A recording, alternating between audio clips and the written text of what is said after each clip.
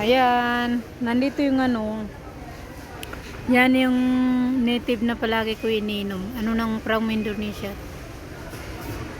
Yan, ni 9 real. Yan, masarap yan siya. Ito gustong gusto kong bilihin eh, Starbucks. Ang sarap kaya nito.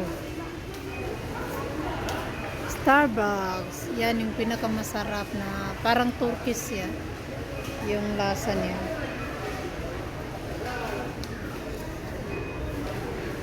Oh, coffee meat. Nag-sell din siya.